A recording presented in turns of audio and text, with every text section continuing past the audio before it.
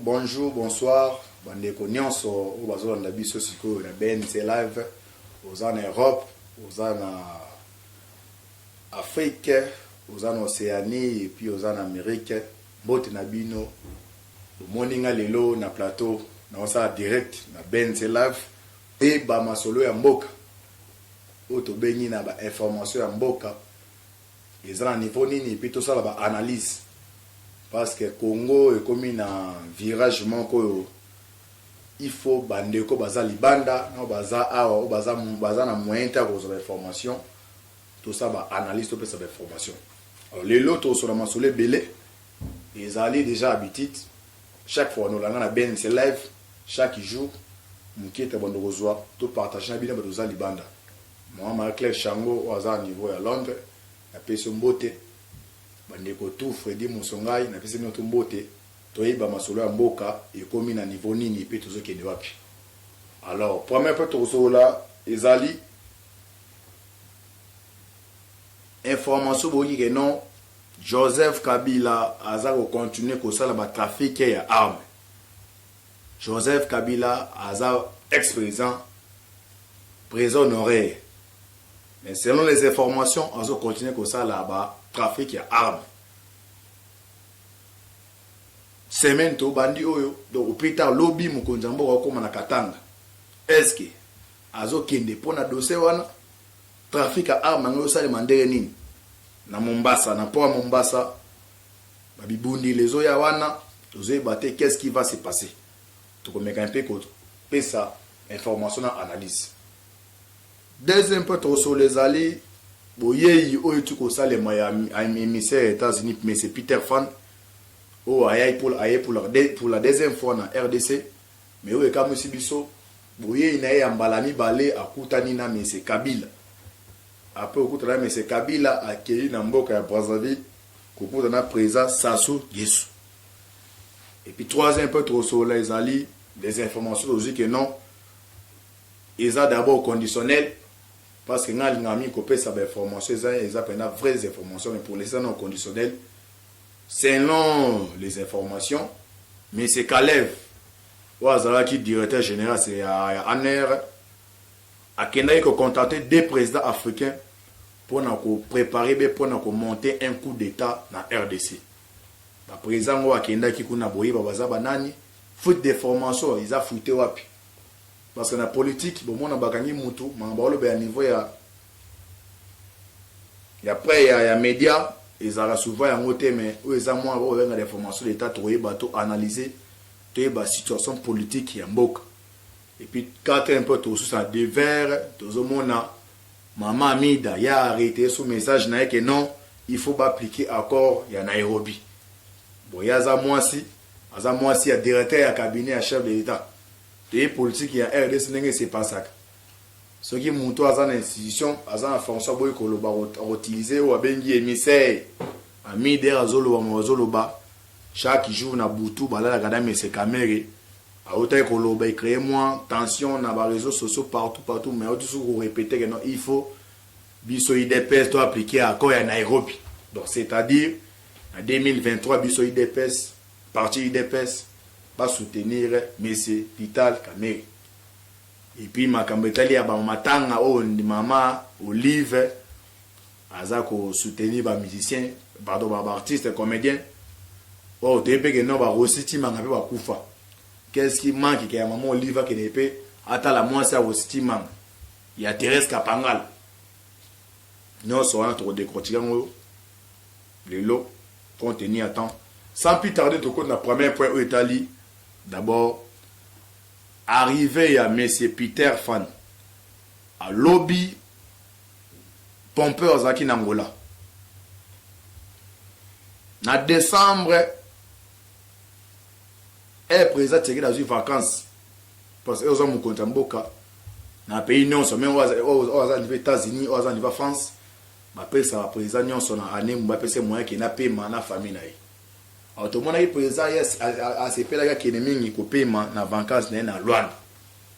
Era komi kuna un certain dimanche ba bengi c'est pas présent angolais Joao Lourenço.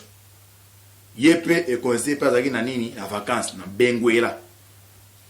Bengisie ezaki visite officielle.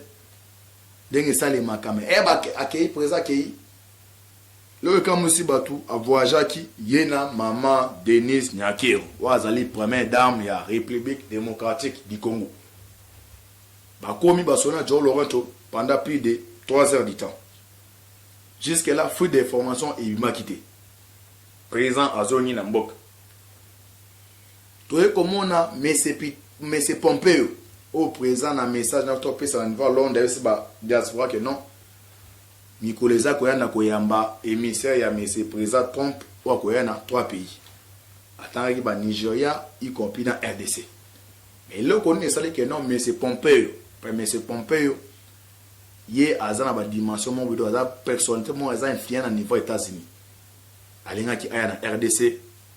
Mais tu comprends était avant qu'on y ait le président Tshisekedi a changé appareil judiciaire entre autres procureur général, président de cassation, bango tout va changer bango. Alors, pourquoi le président Tshisekedi a changé appareil judiciaire à un moment où il fallait M. Pompeo aya? Est-ce que ezalaki message aux États-Unis de la présidente Tshisekedi ben ni nango banda ka la présidente Tshisekedi a changé que appareil judiciaire était au tournement de degré mandé attendre ça mais ba tenons ya pouvoir ya kala ba ko toujours ko ça là ba art ba ne ko poser mais le pousser président a changé appareil judiciaire dans moment où mais c'est Pompeo Naya et puis à la veille président changé appareil mais c'est Pompeo a changé a bien voyé sur la RDCT Atindi mais c'est Peter Fan mais yé ake na mboka ya Angola ok sozongi sima bolanda ki mese Herman Cohen wazaki sous-secrétaire d'État na niveau ya Afrique ya lobi que non entre pouvoir ya Angola na ya RDC oyo Angola azui une année pour à réformer. Donc ça dit à Kanga à l'endroit ba tout bande commettre ba o ando sa corruption à niveau Angola. Mais pour la RDC et moi connais que monsieur a dit que non. Tu sais que pour être dans Esenge une année demi. Donc ça dit donc ici une année donc ça n'est pas janvier février mars avril de bon la situation mais pour être que mon discours à la nation à Congrès dans l'Assemblée nationale que non année 2020 est année à action. Alors mais c'est Pompeo a été mais tout le monde est en Angola. A comme en Angola pour être présent Angola Joe Lorenzo a félicité pour na proki ou azo sala pour lutter contre la corruption. Pour lutter contre la corruption. Parce que dans le niveau du département États-Unis mindele ala shagam na magambele tanimi bale ya liboso ezali corruption soki mboka na bino eza ko autoriser ba miibi bazala bayiba kambongo mutu moko a détourné 15 millions mutu moko a détourné 200 millions alors pays wana yona États-Unis relations za malamu te ata apporta que ba soutendre ni na banda ko tiko malembe deuxième point ezali o babengi ya ko ba foi droit de l'homme. Donc, c'est-à-dire opposition politique, société civile, ça les marches, yo, aux autres dirigeants, beaucoup plus ordre, va tirer sur les manifestants.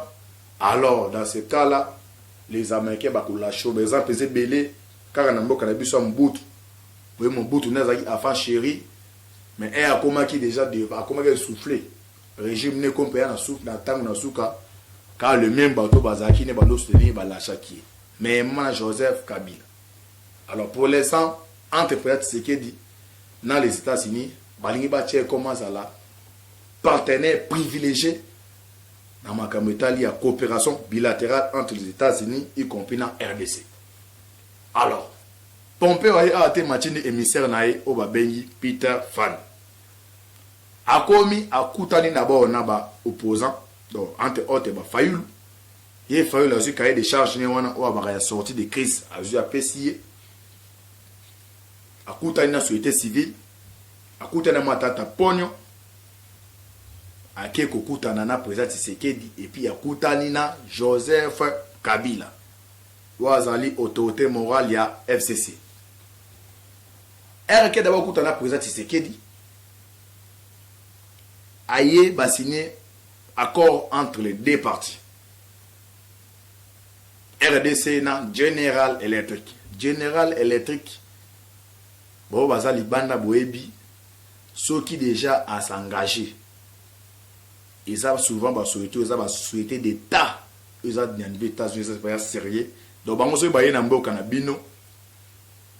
Ils ont pour créer magasin de chinois, des magasins. On va engager 10 personnes à foutre à bino $50 non. Ils appellent les entreprises sérieuses et baye engager des milliers de personnes. Alors, avant ba na mboka nous avons conditions États-Unis à poser kanaba pays azoyana. De un d'abord, il faut d'abord payer et ça d'abord sécuriser pour nous permettre d'opérer dans le et puis de deux, il faut payer et lutter contre la corruption et puis de trois, contre pour nous respecter les droits de l'homme. Alors le fait déjà que non les États-Unis d'Amérique en demi comme General Electric oui ça les va décennies à Ghana Congo aya na pouvoir ya Fachi il a qui qui non confiance ezali et puis espoir dans lueur d'espoir ezali entre les États-Unis y compris na président Félix Tshisekedi pour la lueur na appareil judiciaire sika oyo a Tshisekedi bandeko boyo la libanda biso dozawa tozo remarqué banda président a tché appareil judiciaire sika moi changement côté muke parce souvent bato FC bando boulé que non ndenge zabwe makambo ya appareil judiciaire est négociable. Donc, comme ça, président à cassation, président haute cour, procureur général, Kabila yo pesa combo, mais bazaki surpris à Kolanda na RTNC, dans le journal à 19h, nous menaçons, il y a appareil judiciaire, au bazaba ou à poumon et état de droit. Président a nommé Bango.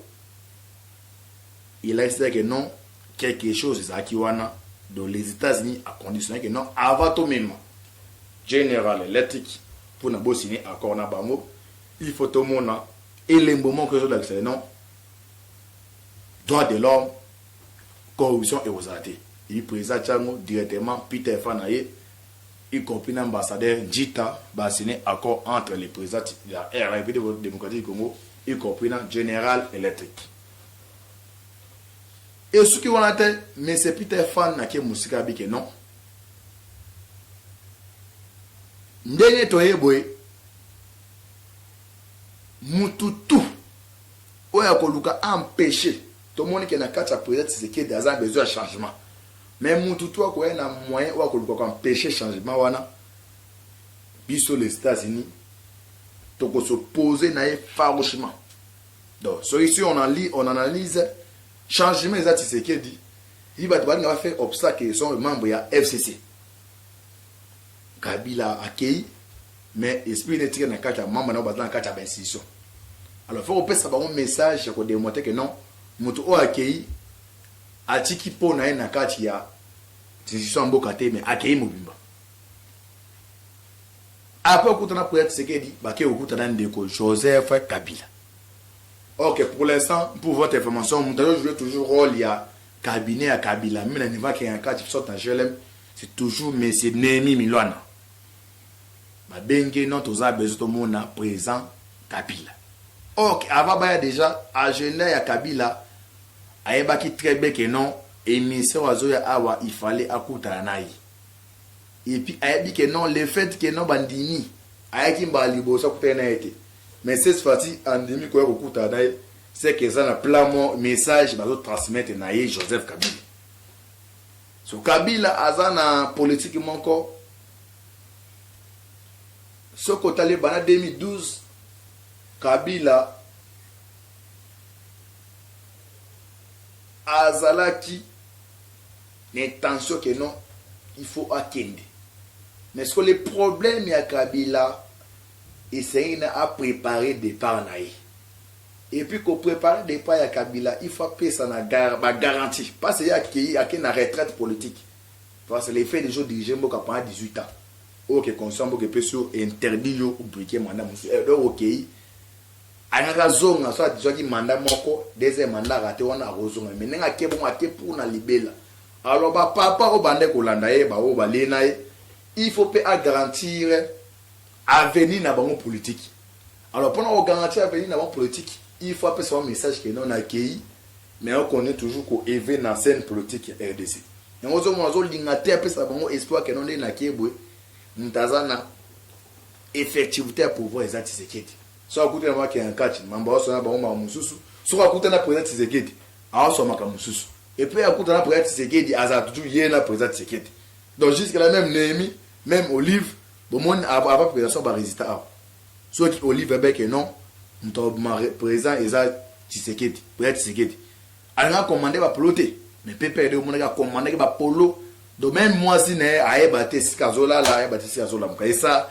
race ya ba Tanzanie race ya Joseph Kabila pardon kinini quel kichi ya ba Tanzanie kichi ya Joseph Kabila ndenge zabo dozo linga makambo eza pona civil na ye na famille biologique na ye ni membre moko ya F Saiba batika la bon bakuta Nehemi amemi bango epa ya Kabila alors selon Nehemi akanisa que non comme ami pas Kabila yepe awozana kacha discussion makambo alaki étonné akoka que non Kabila sengi Nehemi abima batika la misato Peter Fan Jita ambassadeur États-Unis copine Kabila alors makambo basololi eza les mêmes choses c'est pas ça qui na mesi na madame mademoiselle Nikki Ali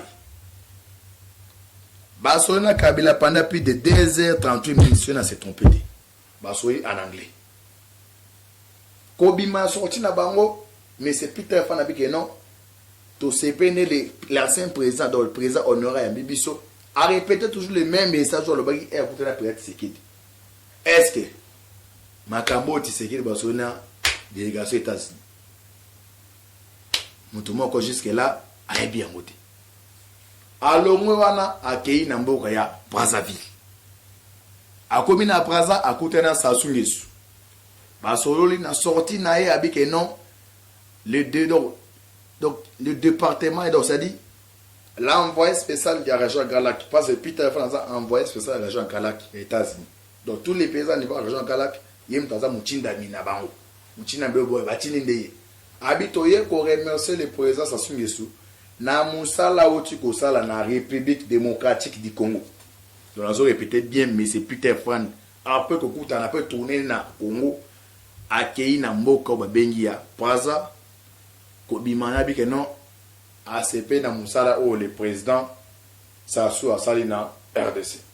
OK, pour votre information biloko na lobaka dimanche passé nazo répéter vous e basiko un onko tamaswa le ba to komi na ndegeni pas pour mieux informé ngai naza président parlement et puis malinga pa texte naza devant YouTube souvent incité ba tout bien ça va comédien parce que la majorité de vous ba diaspora boniko bolingi bato ba ça ba comédie tout mutasali comédie vous l'envoyez de l'argent mais pour on peut faire la comédie mais bino za libana mboka il faut appeler ça ba vraies informations et permettre op aux informations malades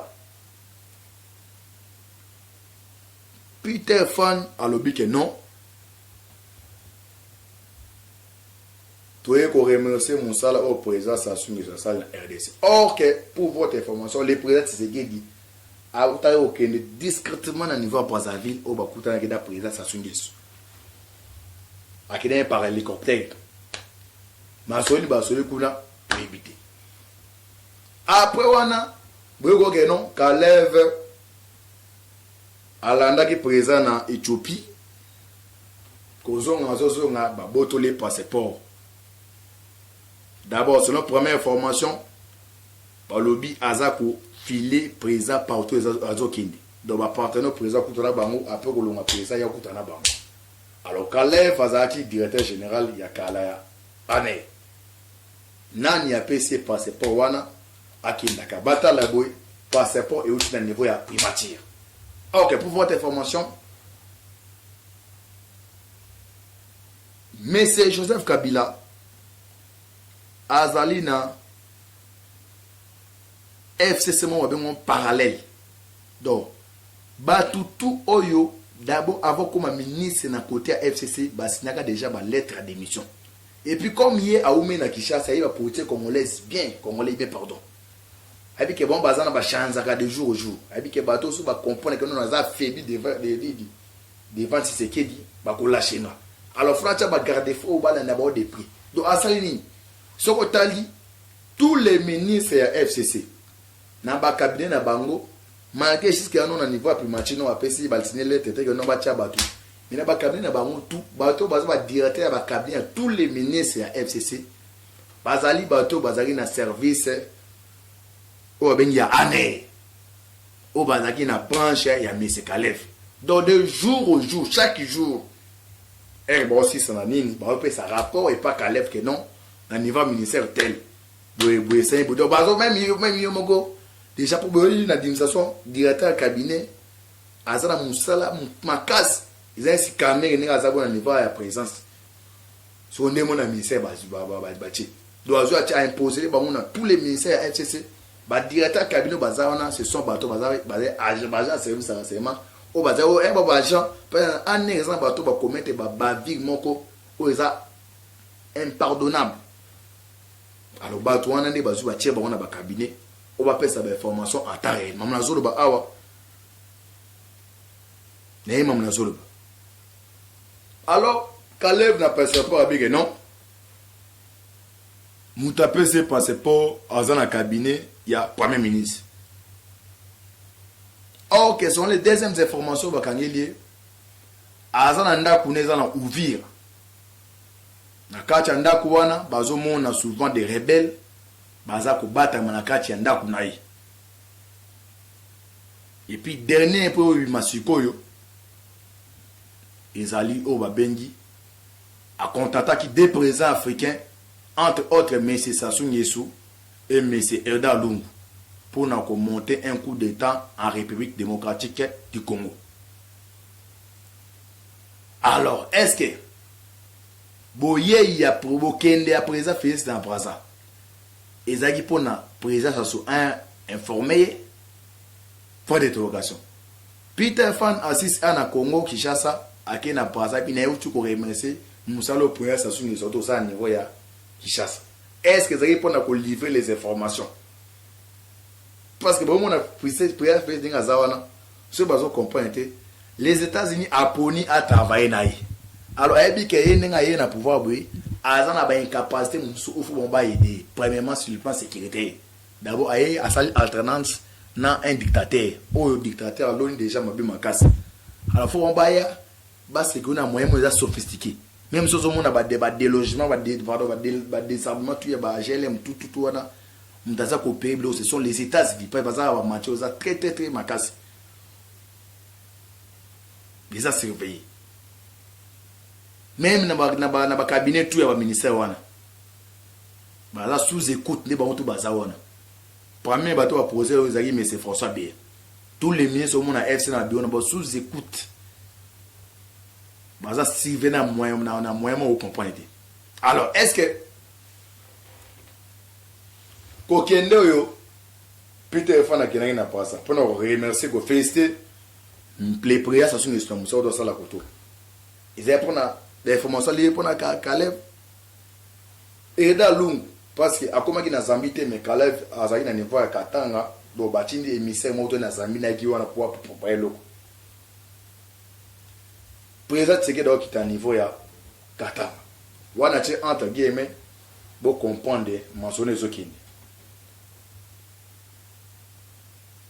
le 15 mars est rentrée parlementaire pendant côté un dossier à trafic d'armes. Le 15 mars, c'est ça, rentrée parlementaire. Bah, tu vas tout na mituna. Est-ce que na politique so bande bola na bien bande ko baza niveau à France. Elle na salaka directement et ça fait moyenne 3 semaines passées.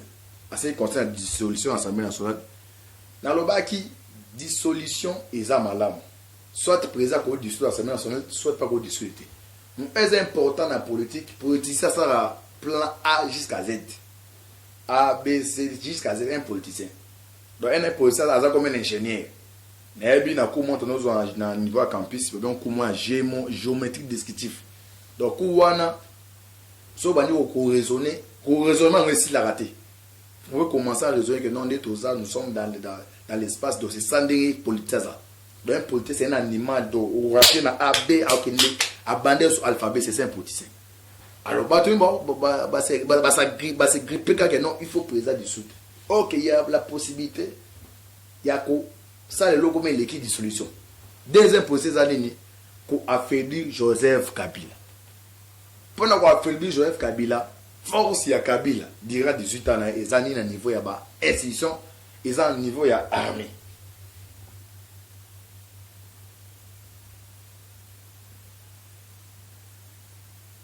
FCC va étudier que non Ali au président en 2020 et qu'on risquait de débaucher Badnabam. Et non, on va débaucher ça tindi Kabila Zaki européen ça bon non. Parce que Bamonde Bazana même ba vieux ba Hollandais sur Kabila. Ba Hollandais moni na biso na Kishasa. Na kine za so bika ya mu Bazana ana la ubenga na ya ina na la Bolanda ya boke bo meli bo metiswe bo moni bo sinde botiki. Mais so timbe daga bola vidéo moko na moko longo yande mo politique ngole ninga sara. De pas Kabila ba compter na ba mandataire. Ba bi que non pour être que nommer c'est un 9 mandataire comme sa coalition FCC pas aux mandataire alors comme tu raté ba ministère to tinga mata na muntu oyo peut-être aux mandataire on va Holanda wana toujours raïs. Mais Kabila pas autre idée côté na bi que non. C'est sa plateforme électorale.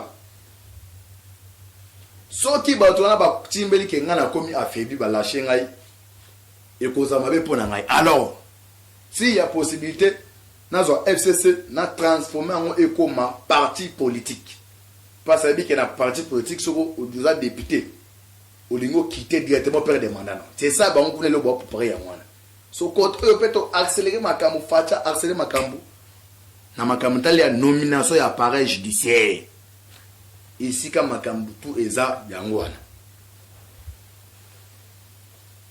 suite fait un dossier on a trop développé au lobby parce qu'on a bien ici live parce que chaque jour makambu osweze belé makambu belé to continue dossier au youtube qui a trafiqué d'armes o eza ko salemana kana katanga na Tanganyika ici ka Zoé Kabila le petit frère Joseph Kabila aza gouverneur Bakangi Bibodeli et outil ici Corée du Nord Asie vers Tanzanie où ils ont pas garde républicain mais président peut se confiance à John Numbi akina katanga pona tala sécurité katanga John Numbi aza bateau il fallait pas qu'on tape même 10% 20% de confiance et pas là-bas. Alors quand on le bas n'est que bota là bataille de pes on loba attaque je donne les informations et puis on fait des analyses politiques. Donc on a ça analyser na le d'abord qui pour IDPS. Personne au hôtel la montre mais il n'a pas parlement ça c'est ça. Et dans un parlement debout je joue comme membre IDPS attaque parlement na rangaison na motivation na. Mais quand j'ai fait des analyses, nabi ke batu bien bola nanga ça batu ala muka FCC cash bazolanda, j'ai fait des analyses où ils allaient concrètes. Et vous appelez ça 100% vrai mais on fait des analyses net au monde ndenge mamezo kende. Peut-être c'est que Aza attendu na Katanga. Avant comme Katanga tout le monde kiunga kumwanja yaki hapo. Est-ce que ukoya kiunga yaki? Ayaki uniquement pour un anniversaire IDPS? Bien ayaki pour na makamotali qu'on livre quelques informations parce que vous avez battu le fait que le PPRD les FCC les ministres à portefeuille ça va faire tarder officialisation ya ba redevance ba kiung et zo permettre pour na kiung abanda ko landela oyo aza na place do faire un passer na azo salani na osani yé pas zo landela parce que vous se souvenir à ça interview avec non mukolo nga na kota na bureau premier jour na pas na bureau et ça mukolo le monde a tiré au camp pour découvrir tous les baséki à bataille Et puis Kabila pe kuna essayer au pena sali mabe makas du grand 18 ans les ali ba chez Kamine wana. Ils ont ba son faraminé extraordinaire au Iba Mikuna. Alors, tu as pe que non espace à une année. Tu sais que découvrir manoa wana secrète. Ah, il faut te bloquer kaka. Alors on a bloqué on est quand on a bloqué pe wana. Djamba la raté ba vérité pe zo manakati. Alors, qui moya qui apprend à livrer des informations. Point d'interrogation, est-ce que moya qui a pour na couper Satan dans l'état de l'île ne ba nommer inani yango ndenge nini.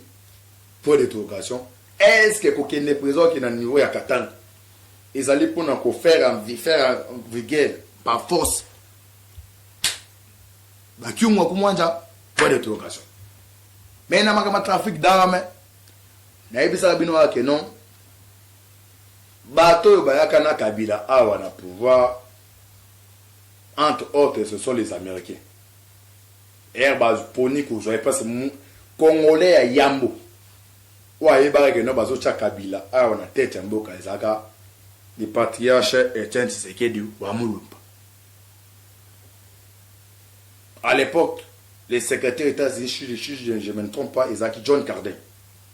Président Tshisekedi a posé question. Alors, biso to combattre dictature Mobutu. Ba Congolais ba outi na souffrance makasi. Alors, comme nabi ke bozo sepe nangate pete kimisu gananga de banga ba reza nanga bo mona so botenga na msunde nini. Bo lukata mutu oyo aibi sens ya république ndeni ba dirigeant république. Mais moi non nazo mono bozo proposer bo cha oyo. Vous les Américains, un jour à kokoma danger permanent pour na bino. Bon, les Américains répondent à plus ça pour être Tshisekedi que non, biso monte obligé to jouer to en contrôle na. Ba imposer Kabila, tout ça li ba manifester de façon nyonso mais ba imposer qui. Alors, elle va comprendre que non, et le Koban va l'ingarater Kabila comme il s'est entre autres corps, biso y dans degré moi échelle, moi ya makas, pour à 120 degrés échelle. Bas droit de l'homme korobaté, au sa ou evaniketa, li pa boya beti masas a mutoyo, malgré ton imposa qui est surtout continue nae, qui bosse ton abiso y bona poso la photo le volet. Alors le soukawana, yepe mutongo ba tchaki à comprendre que bateau ba ngalo ngai. Ake pa ba pire ennemi na bango. Même si otali makambo ya o ya konora virus wana. Ils ont arrangé un peu les Américains. Ils ont arrangé bango pas muto tout non même moi ils ont arrangé bango. Oui, ils ont arrangé bango. Parce que otali bataille bano qui est entre la Chine et les États-Unis. Chine na kuma na ba li mombe OK non. Si les États-Unis la muka était mais ça terrible. Pour les États-Unis comme na mo go défa mon na Chine. Alors peut-être ni non mo malais na ba CPC ba américain parce que pour l'instant tous les investisseurs sérieux basés en Chine ba comment ko pas investir dans un moto ou alinga moyo kotaka un investisseur par jour doit se perturber 2 secondes au perdre la bonne belé. Alors le fait que ba avion sauté ba no sala par exemple 30 vols par jour en Chine et comme 12 les autres qui tawana économie na ba mo je perturbé. Tous les opérateurs économiques bazaki wana bado longa ba kende ba bizonga mboka na bango do Chine petit à petit aux un déficit économique qui a ma case où ça va bénéficier aux Américains parce que bon qui m'a ba directement en niveau ya pays stable. Bon peut-être de côté ils ont pu s'arranger donc les autres là OK la mninga mo mais tel pe koto biso bénéficier do pas les emporter dans monde d'intérêt awoka mame nous on va sécuriser notre frontière glisse ne coûte mais comme opérateur na baki ba koto ça va nous arranger c'est ça pe et jouer ma casse. Alors Kabila a moni que non ba minile ba tie pression a kende go luka appuyer liya ba mususu atindaki na 2000 na 2011 on a pas publié ba résultat a dépêché qui des émissaires ba kendaka na Chine entre autres les vieux Pierre Lumbi. Donc Pierre Lumbi bo mona ke wana azara na poison en jot bachindaka Pierre Lumbi na 4 mois ki bakenda na niveau ya Chine. Ba comme kuna OK kokere ba OK déjà Kabila déjà aibisa ba autorité chinoise que non on tinda ba émissaire na ngai à l'époque Pierre Lumbe bazaki directeur do azaki nani plan sauvé François Béazal on est ni conseil spécial ça à l'époque Pierre Lumbi conseil spécial en matière de sécurité à Kabila quand tout moment qui est le président de la ville dans l'ombre le do Kabila zaka petit mo yene dans nos côtés peut-être be ba carte belé ba komi kuna bon peut-être makabo Kabila c'est on va qui négocier pour mo ba été mais ba komba kutana autorité chinois ba biso ba document o il fallait ba signer bango be commencer ba tamale les mendeng nini batala be oh non il faut signer contrat tel 5 chantiers boka 5 chantiers wana biso do tita bato ne boya kuna bato mais oh tout biso no trouver na carte sur na bilo tozo contrat les a signé pendant plus de 100 ans oh iranium tout biso tozo oh Pierre Lumbina kavie katome ki batana ba non même si toza ba collaborateur quelque part nous sommes des Congolais so to signer signature oyo eza comme to teki mboka parce que biso ba to banda ko sala politique na on to mona te contrat bo sali mais ambala liboso ba ngo ba ya pa sala 5 chantiers ma compte parti autour ba trouver na kata mboka tout et ça ba non on va pas signer oh bon signer non on va pas signer mais on va ba beni directement Kabila et non ta la bateau yo tindi awa ba boy ko signer ba yo ko signer te Kabila bi ça va bazonga so qui électoral levé 80 ka pesi Kabila conseil ay bi se ke bem ti katisege na za bem baté ti sege ni ngaza biso do yebi so lingo pe sous force de politique yele ba me ba menuki ba marche be beta masa wana ko matisa yi biso do bien yeto sege na voie démocratique wa za beza ma to ka dango masa beta maté ah ba boshe wa no dia boza patala il faut faire très attention na 80 comment ba seke be la za pour éliminer mutabo to classe diabo bandi wana pe réveil non Kabila chini ba ke ba signer contrat na boy ko signer abi bazana raison il faut na se séparer na bateau bazoni awa les bureaux mamna zolo ba oh na biso que chaque jour on écoute la ben silave awa azala makambe belé to no solaka il y a des séquelles souvent moi j'ai lu souvent à Wikileaks pour passer le banda Wikileaks sur les magazines où il va souvent les informations d'état donc mamtolo ba awa eza moi bilo côté par réseaux sociaux na bino sur ba radio ba le baka souvent on fait des années je donne des informations d'état ou un monsieur Thierry Kolobalté mais comme toi nous chaque jour na bien si live boye ba makambo oyo bazongi bureau ya Pierre Lumbi ezaki empoisonné bazonga penda bena kacha bureau empoisonné akina mbangu na Afrique du Sud bake bazose makila pampa chano mona ba début bandaka le vieux katombe comme azaki non akoka bela ba dit que non mutai ba c'est que non les seuls façons c'est pas il faut l'éliminer no il va ou non c'est bête ma kiona joum stoya to so na bien si live boye bandege ni Pierre Lumbi yukuma kiba pardon katombe va éliminer to la zone siko pona ozonga siko iba makama trafic down et si li wanate to komi ala avato ko 2016 sommet coach à niveau ya France o abengi ya sommet à COP 21 ba minde batali que non réchauffement climatique et makasi biso na RDC ne kwa ni na forêt na biso no permettre limiter mais comme kita alors photo étudier ça li pona réchauffement à la baisse mais quotidien ba expert ba étudier ba non et donc on peut faire permettre que non réchauffement climatique à makasi c'est ça de voitures au bazar au une partie aux sur quoi milinga wana alors tout ce vous moyen tout diminuer en auto fabriquer ba voiture électrique donc voiture va charger ben na courant projet za ki ya mwana au bango tout na niveau France au na COP 21 ba sinaka tiko voiture électrique pour on sait la monde de konanga bola nanga sikoyo mama Marie-Claire Chango Koko Freddy Musongai bozo mona souvent na WhatsApp na zapenda activité to sola kaka mais boye bani masolo bitama ba étudier ba écouter là que non il faut tout ça la voiture électrique pour na ko ça voiture électrique il faut combattre alors combattre les combattre mon pire pas tout ça combattre moins pire et puis ils pire ndé mona uranium on a planète on des abana bola ndangai Congo azana uranium pire ba arme mni so mona so sale maona ba ozo uranium na mabé na biso alors combattre ça na niveau ya RDC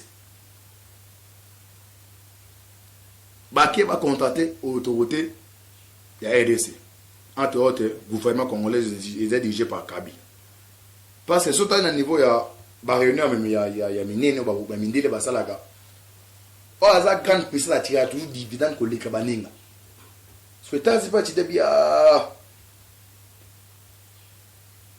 asa na force on a bien posé mon na niveau ya RDC ko po ndenge awa ya pourcentage faut gana liamo aya contacter ba dirigeants congolais oui oh non ok déjà Kabila signé ba contrat il y a plus de 100 ans Chine va se combattre où est-ce na RDC ba mec ba tiens première compagnie eux ba ni mon voiture ils a Ford ils a basé aux États-Unis on ba Chine ba ko zo licence c'est pas na biso alors biso tout est ko zo licence pas Chine non tout on niveau quoi dit alors mais c'est Kabila comme maintenant un danger permanent il faut l'extirper directement les virus qu'on aura viré ses côtés il faut que le on rapide yo mon États-Unis donc au monde mon kindi moi biso to les maka bino to bazali ba to les maka ah binde penda ba sa ba parti 2016 ya mandat Kabila simba peso niki ala ngwa eli to so lie mbongo tout cela ezaki ba intermoyement pas pour ba na bilo toujours répéta biloko politique est un bras de diplomatie Kabila nenga sa 18 bongo asa 18 yemoroti à travers 18 ans bateau va bénéficier à 18 ans et puis bateau bénéficier à 18 ans baza ba entreprise da bango eza belé awa na Congo oyo Kabila mutapena apprendre mama EV wana soki boye bolongo la Kabila vo bo ke na rapidité de biso ndo linga ngeno aneke de Kabila kei baza ba mbongo baza influent baza ba groupe armé oyo ko permettre ba influencer na moni ba se ngonga et que moi mingi ma solité belé alors pour nous jeter pour être là OK on va katanga pour na mabe trafic donc moni ba armée otido Corée du Nord Chine pour na faire le trafic d'armes on doit tirer officier na makamela za Kabila mais tala o za na biso toujours chaque jour à bien si live tout ça là-bas tout décortiquer actualité politique t'as permis de te ko tamakama olive na ebike peut-être na osala émission avec les journalistes soit tu n'as pas tout limbolango mais lobby et puis les tikali to développer boyeba suite femme makambe comme ndeni après avoir qu'à lève au capter que non à convaincre à ceux-là qui ont des présidents africains sont les amis non boyeba ah numéro na téléphone les ali 097 70 05 685 097 70 05 685 actuellement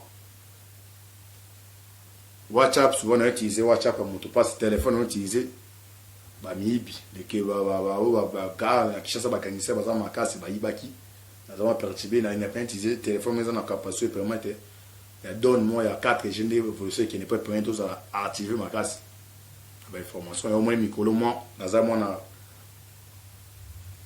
moi perturbation na WhatsApp ba lukanga na WhatsApp exact na za point téléphone ba za appelle la mité malamu au bazar besoin de aider parce que la majorité des talibans n'a plus ba finga bato petit na mutumbo alors nous on fait des analyses comme nous soit dans des situations boka lobby to goûter un lobby bonne journée to goûter un lobby pour tout décortiquer sur tes fins par exemple Gonga ciao que Dieu vous bénisse.